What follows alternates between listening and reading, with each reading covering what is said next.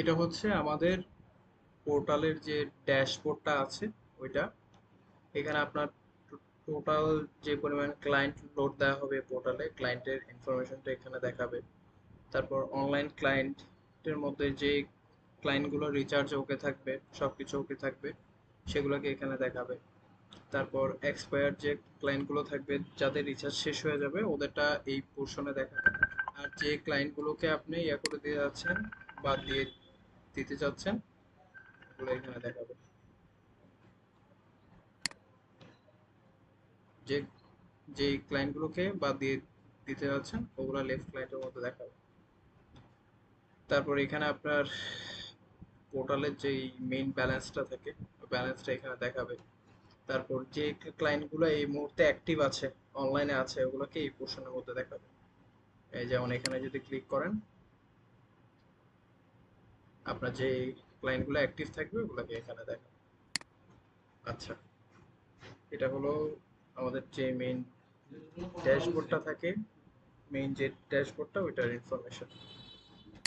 তারপর এখান থেকে যদি আপনি কোনো নতুন ক্লায়েন্ট অ্যাড করতে চান, অ্যাড নিউ ক্লায়েন্টের মধ্যে যেতে হবে।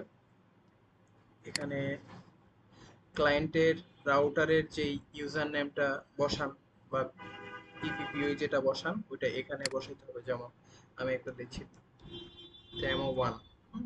তারপর এখানে ক্লায়েন্টের নাম দেওয়া হলো ডেমো, বা এখানে নাম দেওয়া হলো কি দেখার। হ্যাঁ, তারপর এখানে ক্লায়েন্টের নাম্বার দিয়ে দিবেন 11 সংখ্যা। তো এখানে ইমেল অ্যাড্রেস আর একটা নাম্বার দিলেও দিতে পারেন, না দিলেও সমস্যা নাই। National ID card number. তারপর অবশ্যই এখানে রাউটারটা আপনাকে ইয়ে করতে হবে, সিলেক্ট করতে হবে। আপনার এখানে একটাই রাউটার দেখাবে, এখানে মাল্টিপল রাউটার দেখাচ্ছে। কারণ এই রিসেলার লিঙ্কগুলো কয়েকটা রাউটার থেকে যায়, তো আপনার এখানে একটাই দেখাবে, একটা থেকে আপনাকে সিলেক্ট করতে হবে। তারপর যে প্যাকেজ যেগুলো আছে ওগুলো এখান থেকে আপনি করতে পারবেন, সিলেক্ট করতে পারবেন। তারপরে সার্ভিসটাকে আপনাকে অন করতে হবে। তারপর কানেকশন টাইপ পিপিপিওই থাকবে। যে পাসওয়ার্ড আছে, পাসওয়ার্ডগুলো আপনার এখানে এন্টার করতে হবে। যেমন আপনার পাসওয়ার্ড একটা নাম্বার দিতে পারেন, 018000, এটা পাসওয়ার্ড হবে। হুম। তারপর অ্যাক্টিভেটেড ফর কয় দিনের জন্য আপনি এটাকে অ্যাক্টিভ করতে যাচ্ছেন। কারণ সর্বনিম্ন থেকে 7 দিন, সর্বোচ্চ থাকে 30 দিন অথবা 60 দিন থাকে।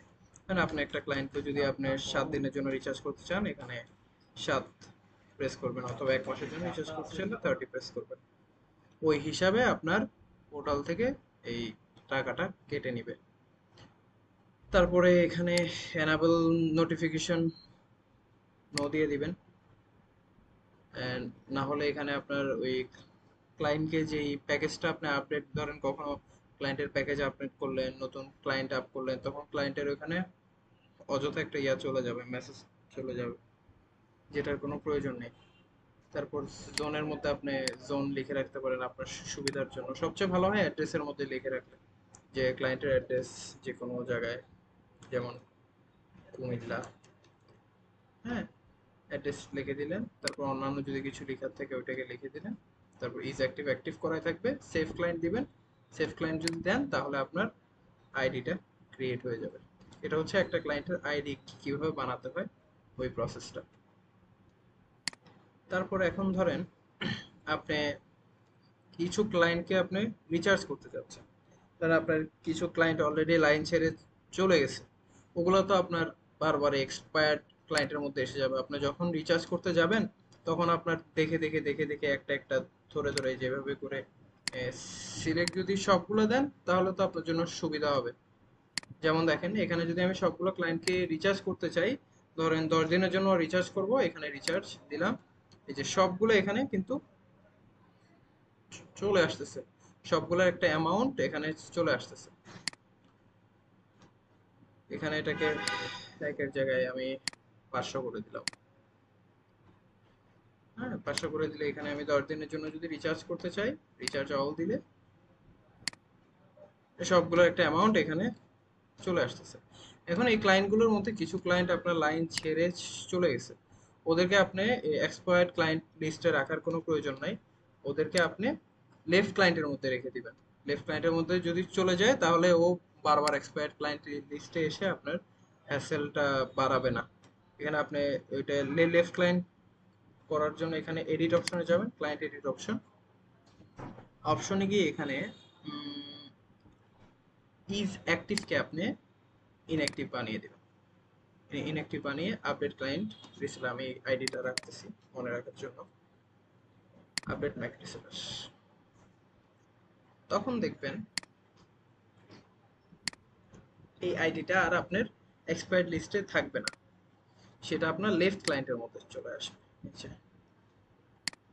এটাই তো এই ক্লায়েন্টটা। হ্যাঁ, তো ধরেন ক্লায়েন্ট এটা চলে গেছে আবার আসছে, তখন তখন আপনি আবার এডিট অপশনে যাবেন, অপশনে গিয়ে ইনঅ্যাক্টিভ থেকে অ্যাক্টিভ দিয়ে দিবেন, তাহলে সে আবার এখানে চলে আসবে। এখানে বলতে এক্সপায়ার্ড ক্লায়েন্ট লিস্টের মধ্যে চলে আসবে। এই যে চলে আসছে। এখান থেকে আরো কিছু কাজ করা যায়, যেমন এডিটের মধ্যে গিয়ে আপনি ক্লায়েন্টের কিছু ইনফরমেশন এডিট করতে পারবেন। ধরেন কোনো ক্লায়েন্টের ইয়েটাকে আপডেট করতে হচ্ছে, আপনার নামটাকে আপডেট করতে হচ্ছে অথবা নাম্বারটাকে আপডেট করতে হচ্ছে, এখান থেকে নাম আপডেট করতে পারবেন আপনি। তারপর প্যাকেজটাকেও চেঞ্জ করতে পারবেন, কিন্তু এখানে আচ্ছা, যেহেতু এগুলোর এখন রিচার্জ নাই এই কারণে প্যাকেজ আপডেটের অপশনটা নেই।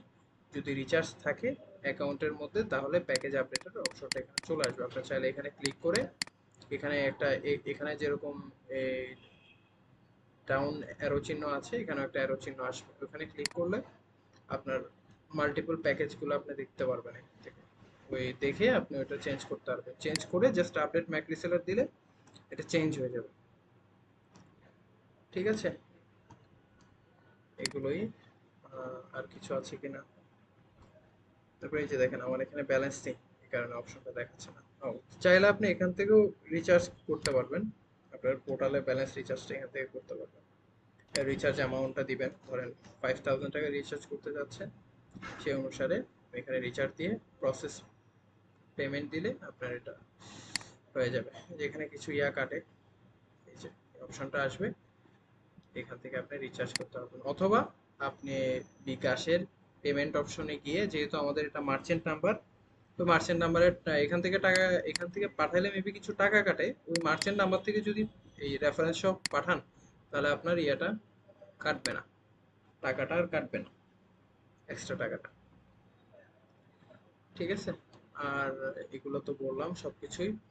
তবুও আর কিছু যদি জানার থাকে অবশ্যই আমাদেরকে জানাবেন।